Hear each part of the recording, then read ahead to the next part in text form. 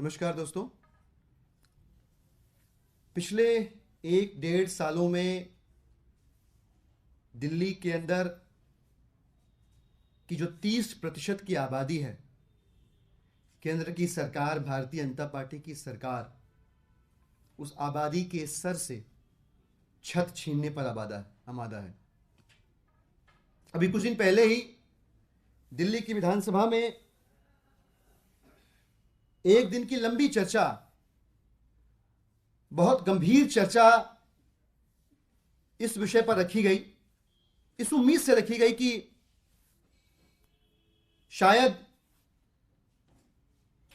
लोगों के सर से छत छीनने पर आमादा भारतीय जनता पार्टी को थोड़ी सद्बुद्धि आएगी। लेकिन दुर्भाग्यपूर्ण है, दुखद है कि केंद्र की भारतीय जनता पार्टी की सरकार को दिल्ली की झुग्गियों में रहने वाले लोगों से नफरत है। भारतीय जनता पार्टी को दिल्ली के अंदर ये बस्तियां गंदी लगती हैं। भाजपा के नेताओं को दिल्ली के चेहरे पर ये बस्तियां बदनुमा दाग लगती हैं।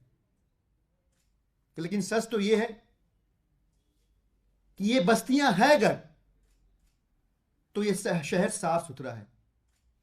ये बस्तियां हैं तो ये शहर देखने लायक है। इस शहर में सुकून है। ये बस्तियां हैं तो ये शहर है।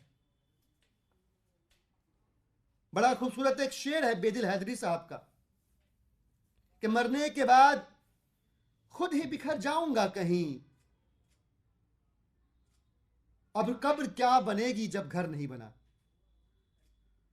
इस तरह के अफसोस को लेकर खौफ के साए में दिल्ली की 30% आबादी जी रही है, सांस ले रही है।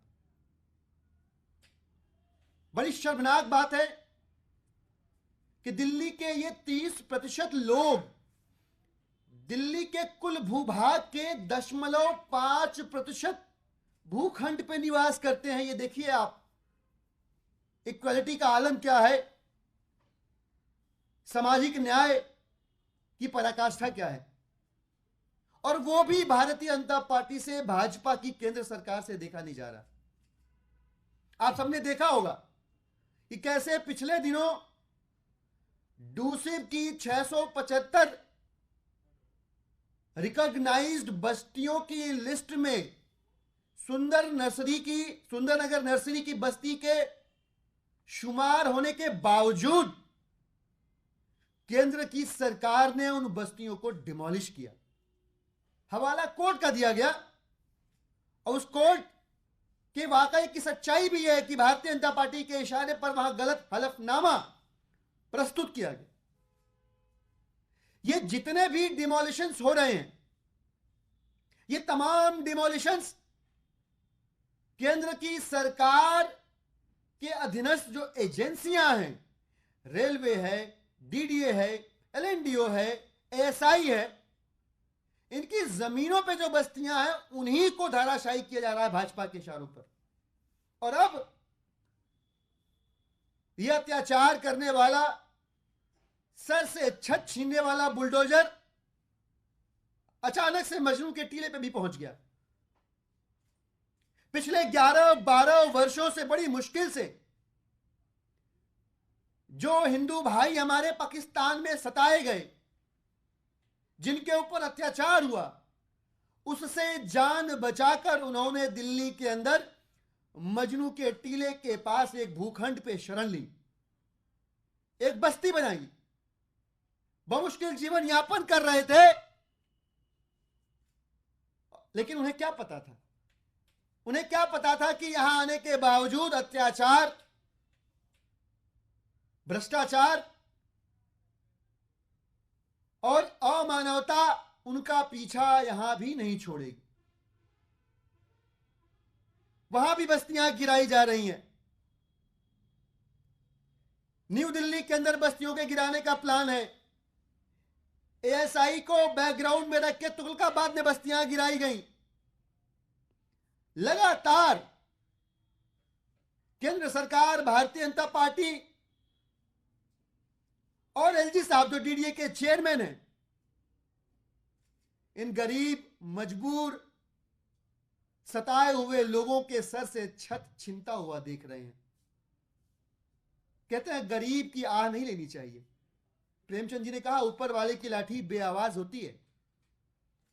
गरीब की आह, सताए हुए की आह, वही ऊपर वाले की बेआवाज लाठी है। मैं हाथ जोड़ के आग्रह करना चाहूंगा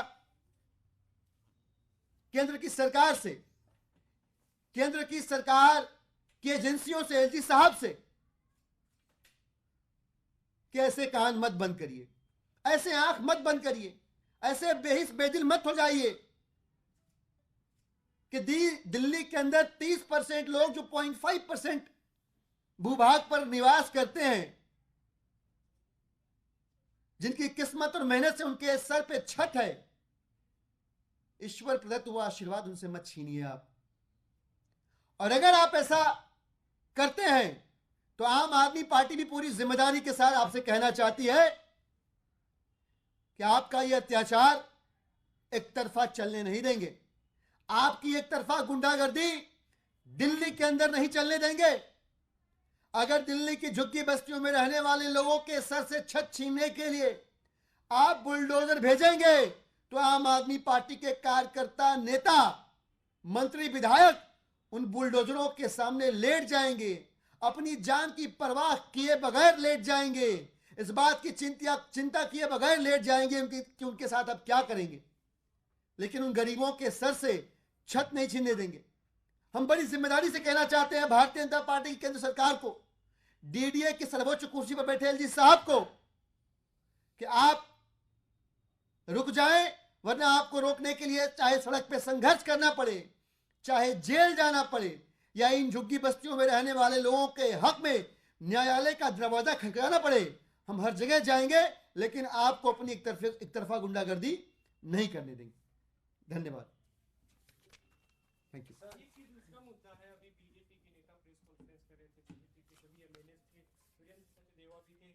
कोर्ट से जो उन लोगों को एक तरह से राहत मिली, सस्पेंशन उन लोगों ने सरकार से सवाल उठाया। किस चीज का? बीजेपी के जो 7 एमएलए को सस्पेंड किया गया था विधानसभा से, उस पे कल कोर्ट का डिसीजन है। मैंने अभी डिसीजन पढ़ा नहीं है, तो मुझे लगता है एक बार पढ़ के उस पर टिप्पणी करना ठीक होगा। कांग्रेस ने मैनिफेस्टो जारी किया, युवाओं के लिए गारंटी उसने जारी की है, जॉब की गारंटी, पेपर लीक से मुक्ति युवाओं के लिए, इस पर क्या कहना? नहीं, बढ़िया। देखिए, पूरा देश इस समय एकजुट है भारतीय जनता पार्टी के कुशासन के खिलाफ। भाजपा की दिक्कत यह है कि भारतीय जनता पार्टी के पास इस बार न तो जनता का आशीर्वाद है, न सुशासन का रथ है, न उनके पास संतुष्ट संगठन है। और यही वो तमाम मुद्दे हैं जिन पर भारतीय जनता पार्टी ने देश की जनता को छला है। मुझे पूरा विश्वास है इंडिया अलायंस के साथ पूरा देश इस समय एकजुट है, और एकजुट होकर बेरोजगार के मुद्दे पर, महंगाई के मुद्दे पर, करप्शन के मुद्दे पर भारतीय जनता पार्टी के कुशासन को उखाड़ फेंकेगा।